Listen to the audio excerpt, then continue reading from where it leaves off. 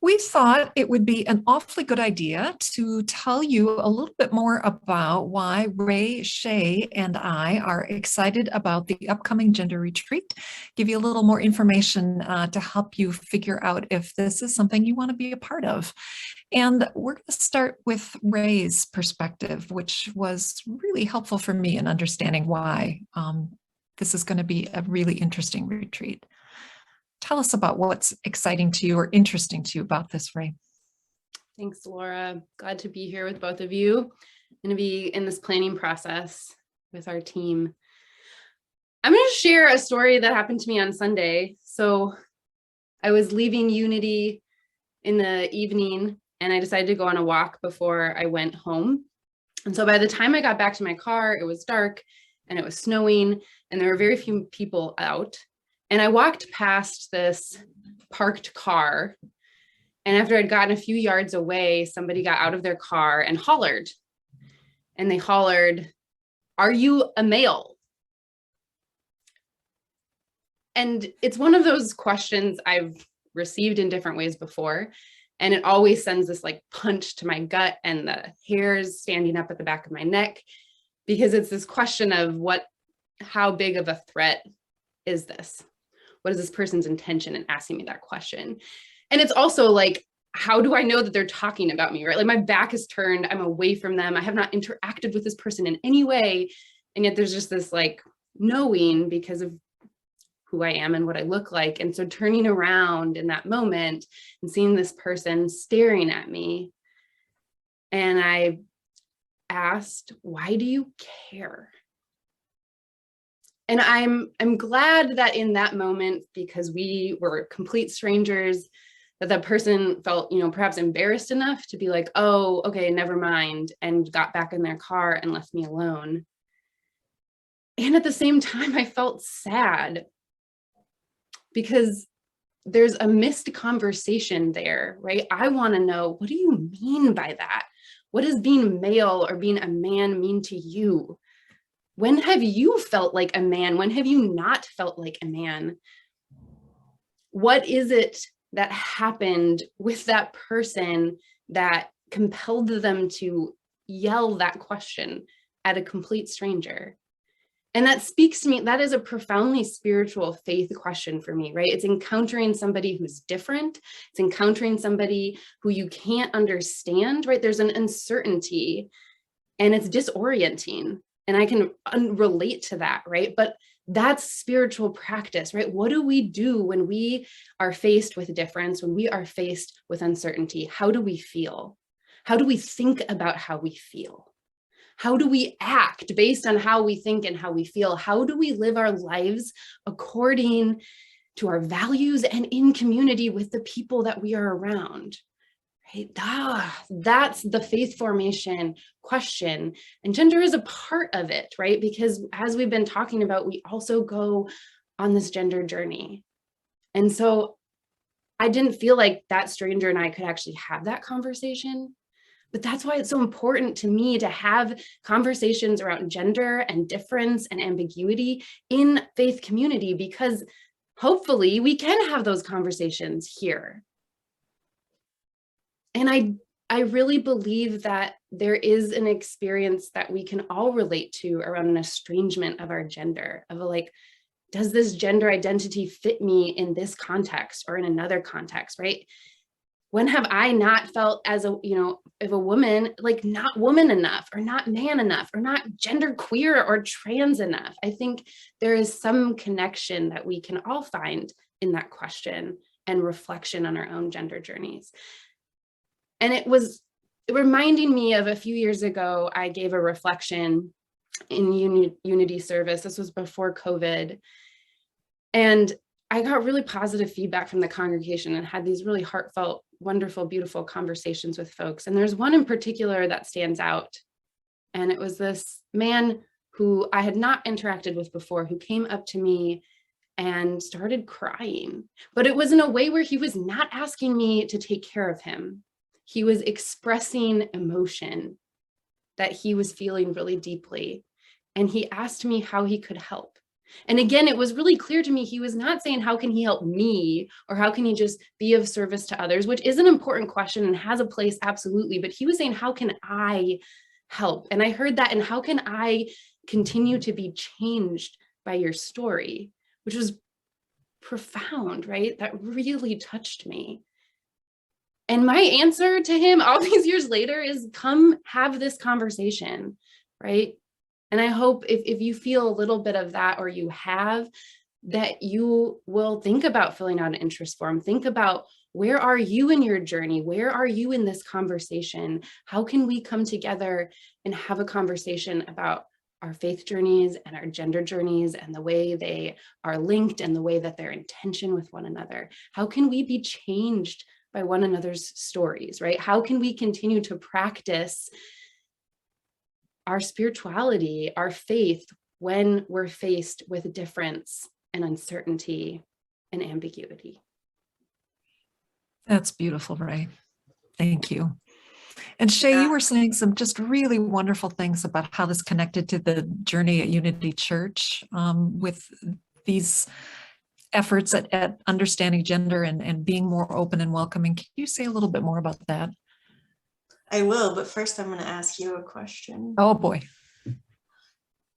I am aware, as this team has worked on creating this, as this whole thing has come into being, that you have become sort of the person on the team who I think most identifies as cisgendered, heteronormative, kind of, you know, the standard normal.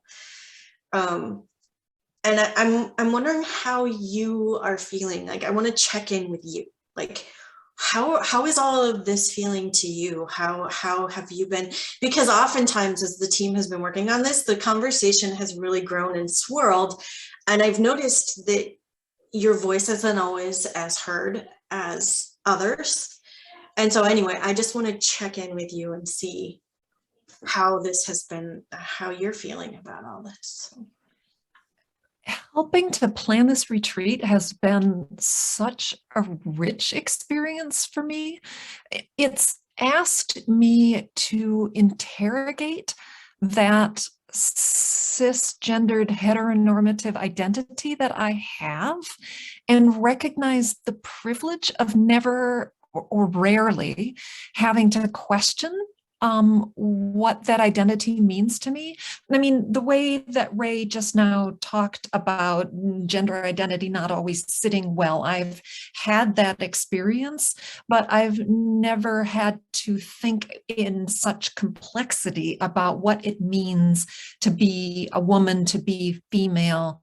And planning this retreat has been eye-opening in the way that I hope to have more of these conversations at the retreat, partly for my own benefit, just to be more aware of the gender journey that I've been on as a woman, and partly to be more connected to people who've had completely different experiences from me.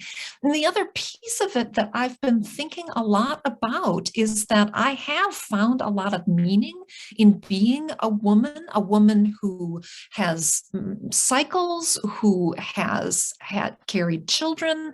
My experiences with other people who have had similar experiences has been really meaningful to me, and the rituals we've built around that. And I want to get a chance to explore in a faith community, what does that identity bring to spiritual practice?